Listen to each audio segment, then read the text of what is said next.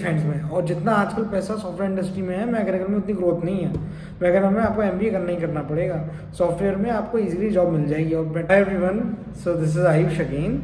सो आज की वीडियो में मैं बताऊंगा कि मैं सॉफ्टवेयर इंडस्ट्री में कैसे आया और क्या मेरी जर्नी रही सॉफ्टवेयर इंडस्ट्री में आने की। जब SSB एक बार रिजेक्शन हो गया तो मैं कैसे मेरे को ब्रेक मिला सॉफ्टवेयर इंडस्ट्री में। सो बेसिकली आप सब जानते हैं कि I am a mechanical engineer. तो मैं स्टार्ट से बताता हूँ। मैंने मैकेनिकल इंजीनियरिंग अपनी आगरा से करी है। 2013 में मैंने ज्वाइन किया था अपना कॉलेज फॉर मैकेनिकल इंजीनियरिंग। मैं शुरुआत से मैकेनिकल इंजीनियरिंग में ही इंटरेस्टेड था। और मैकेनिकल इंजीनियरिंग में जब आप जाते हैं तो फर्स्ट ईयर में मैन्युफैक्चरिंग पढ़ते हैं, सेकेंड ईयर में ऑटोमोबाइल पढ़ते हैं। तो ये क्लियर था भाई मैं जाना तो ऑटोमोबाइल इंडस्ट्री में है। तो मेरी ट्रेनिंग्स भी होती थी एक महीने की। तो मैंने BHEL में करी ट्रेनिंग और फिर मैन्युफैक्चरिंग कंपनीज में ही ज़्यादा करी थी। तो मेरा बिल्कुल भी कोडिंग की तरफ था नहीं। और मेरी कॉलेज में सिर्फ 3 ब्रांचेस थी, मैकेनिकल, सिविल, इलेक्ट्रिकल। तो कोडिंग का तो कल्चर था ही नहीं बिल्कुल भी मेरे कॉलेज में। और 1-2 लोग करते थे कॉम्पिटिटिव कोडिंग, उन सीनियर्स करते थे। मेरे बैच में तो मुझे जहाँ तक पता कोई भी नहीं कर रहा था। तो सेकेंड ईयर में C का प्रोग्राम था तो वो भी नहीं आता था लिखना मेरे को। तो बस वो थोड़ा बहुत इस मैनेज कर लिया क्योंकि 10th तक कंप्यूटर्स पढ़ी थी तो वो मैनेज हो गया। बट ईयर में कुछ सब्जेक्ट्स चूज़ कर सकते थे। मेरा जो कॉलेज था वो फ्लेक्सिबिलिटी देता था, कंप्यूटर साइंस के सब्जेक्ट्स चूज़ कर सकते हैं। तो मैंने कुछ सब्जेक्ट चूज़ कर लिए क्योंकि भैया सब मैकेनिकल में पढ़ ही रहे हैं, देख लेते हैं कंप्यूटर साइंस में शायद इंटरेस्ट आ जाए। ये तो पता था भाई कंप्यूटर साइंस में पैसा है तो समझ लेते हैं, कर लेते हैं। तो थर्ड ईयर में करा। थर्ड ईयर के एंड तक पता चला भाई ये तो अपने बस का नहीं है। फाइनल ईयर में भी ले लिए थे सब्जेक्ट, तो फाइनल ईयर में भी ऑप्शन नहीं था। तो आपने एक बार ट्रैक चूज़ कर लिया तो करना है। तो थ्योरेटिकली कुछ सब्जेक्ट्स पढ़े थे बट प्रैक्टिकली तो ज़ीरो। मैंने कोड लिखा ही नहीं, यहाँ तक कि VS कोड भी नहीं पता था मेरे को। तो वो फिर वही हुआ कि कैंपस में प्लेसमेंट के लिए मारुति आई, फिएट आई, तो वहाँ पे कुछ हुआ नहीं हम अपना। और फिर कंपनीज आई नहीं। TCS में बैठा नहीं था क्योंकि भाई शुरुआत से मेरा थॉट प्रोसेस क्लियर था, करना तो मैकेनिकल में ही है। फिर मैंने ट्रेनिंग भी 5 महीने की ऑटोमोबाइल कंपनी में ही करी थी। नोएडा में थी ट्रैक्टर कंपनी, वहाँ पे करी थी। तो आज उसकी शर्ट भी पहन रखी है मैंने, जो दी थी। उसका नाम केस न्यू हॉलैंड है। तो शर्ट भी पहन रखी है मैंने। तो अच्छा था, वहाँ पे काफ़ी सीखने को मिला। इंजन कैसे होता है, पूरी असेंबली लाइन देखने को मिली, डिफरेंट पार्ट समझने को मिले। और वहाँ पे अंदर से ये भी समझ में आया, जो आजकल इंजन्स आ रहे थे उस time, I think BS4 engines आ रहे थे ट्रैक्टर इक्विपमेंट्स के लिए।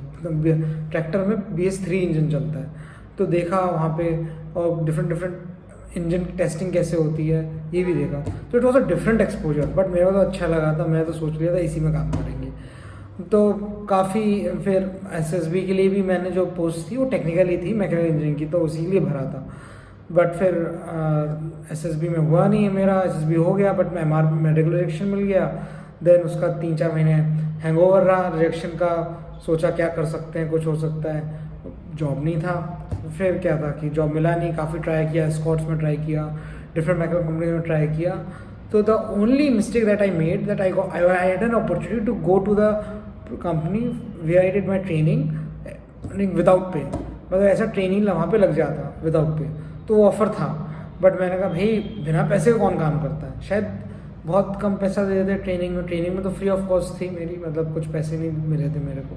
तो बस वही गलती करी। अब भाई कॉलेज से निकले हैं, कुछ है नहीं नौकरी, सब लोग नौकरी कर रहे हैं, अब हमें पता ही नहीं क्या करना है।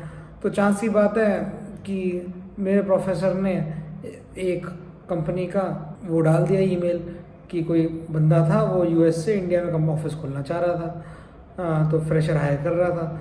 तो हमने भी कोई CV वगैरह, तो नॉर्मल CV था मेरा, कुछ बनाया नहीं था। तो हम चले गए देने इंटरव्यू। तो चांस की बात है उसने हमें सेलेक्ट कर लिया।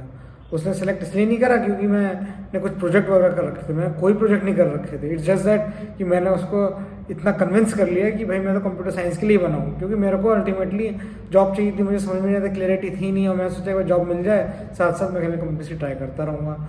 तो इस तरह मुझे ब्रेक मिला था।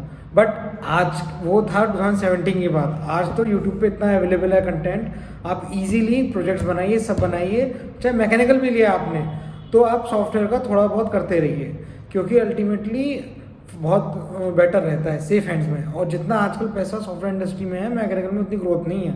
मैकेनिकल में आपको एमबीए करना ही करना पड़ेगा। सॉफ्टवेयर में आपको इजीली जॉब मिल जाएगी। और टीसीएस वगैरह में होता तो बात ही अलग होती, वहाँ पे तो मेरी ट्रेनिंग होती, यहाँ पे तो ट्रेनिंग नहीं हुई थी। तो इसके काफ़ी अलग चैलेंजेस होते हैं, but this is how I got my break into software industry. तो I was just destined to be in software industry, I get so lucky.